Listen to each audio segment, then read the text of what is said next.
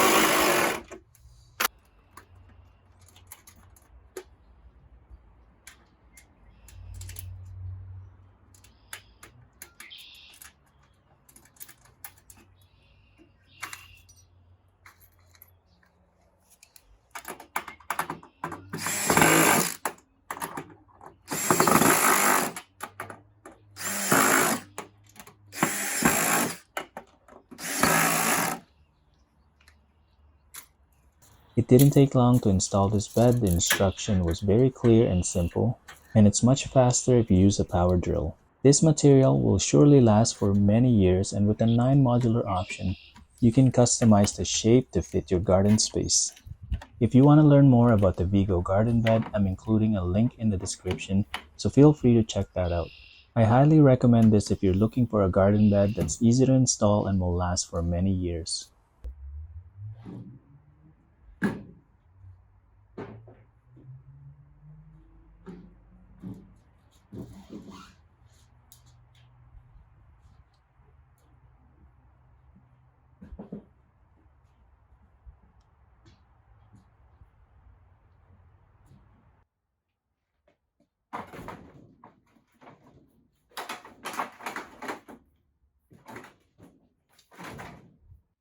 The next step is to fill these garden beds with either materials that you can find at home or in your backyard. And I'm going to start with a layer of cardboard materials. By adding a layer of cardboard materials, it will help to retain moisture.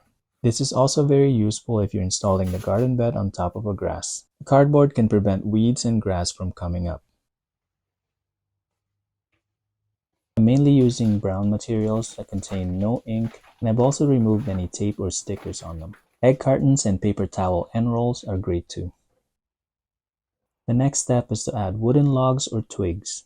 These are great for filling up the space, and they also retain moisture well. Logs will take some time to break down, but they will eventually decompose. As they decompose, they will take some nutrients from the soil, but because the process is really slow, it won't be enough to take nutrients away from your plants.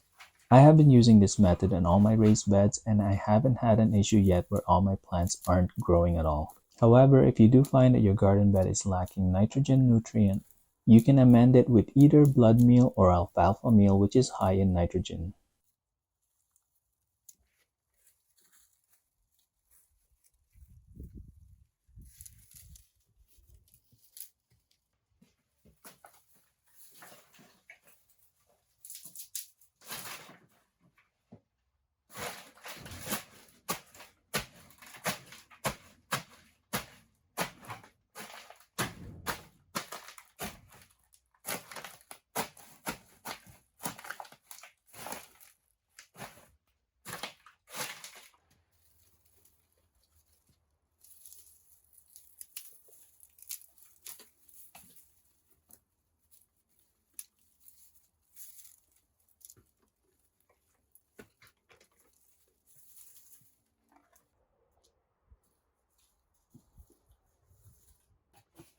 The next step is to add organic materials like grass clippings, green and brown leaves, and anything else from your compost pile that's just starting to break down.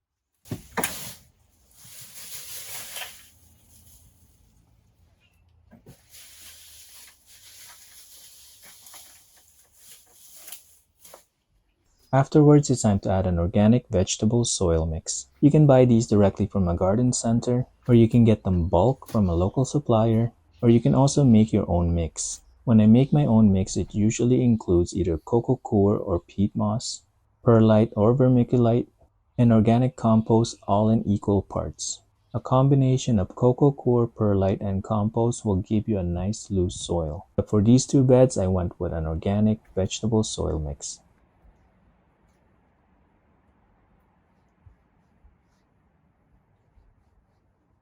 And for the final layer, I'm adding organic compost and perlite. Perlite helps loosen the soil and improve drainage.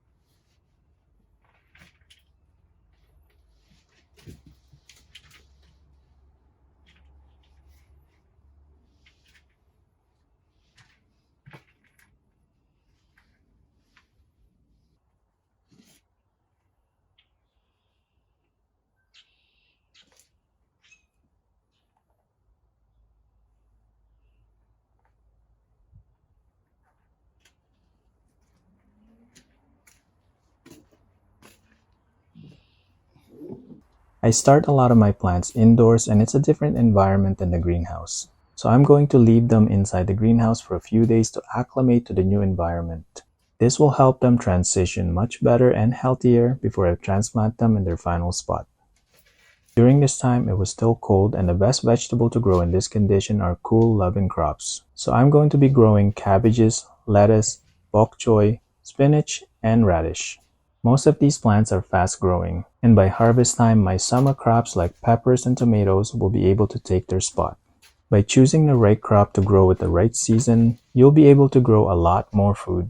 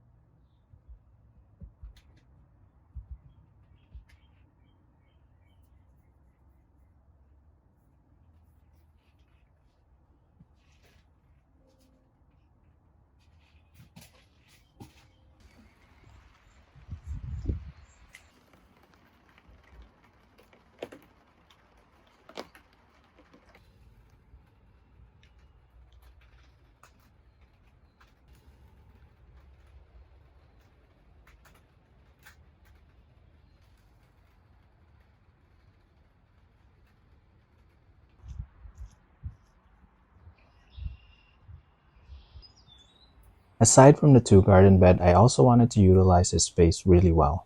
I noticed that the back of the greenhouse seems empty and I could use that space to start growing my seedlings.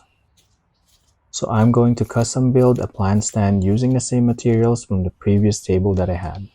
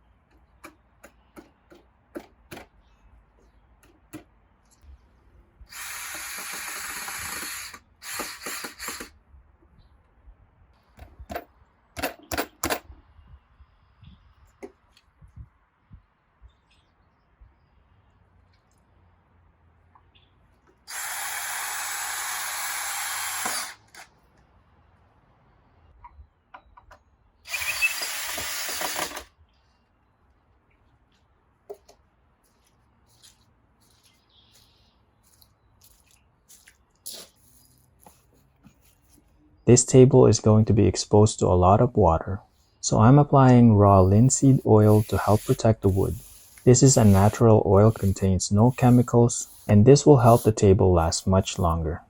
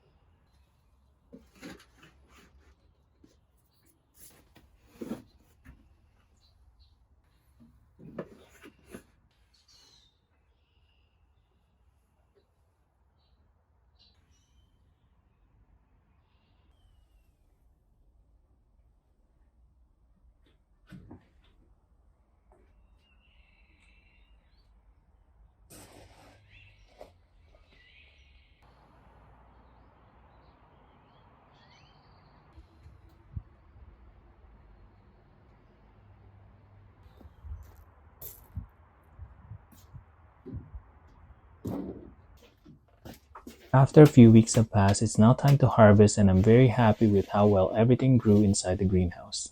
All the lettuce, bok choy, cabbage, spinach, and radish look very healthy. I'm so glad that we made a switch to these two raised beds because now we can keep growing more food year round.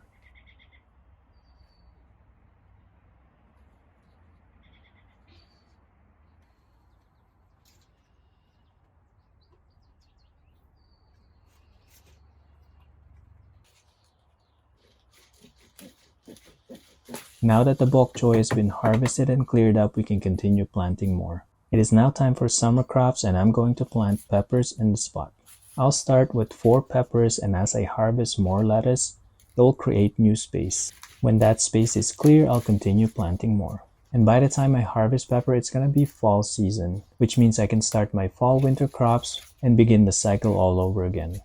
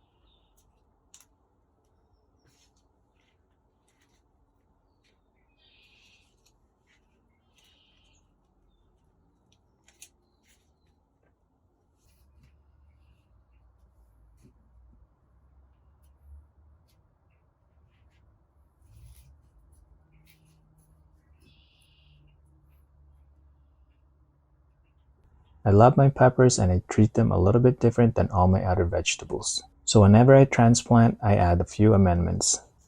I usually add rock dust, which is high in minerals, gypsum, which is high in calcium, and it also helps with fruit development. And lastly, I add chicken manure granules. I also use this to feed the plants every month.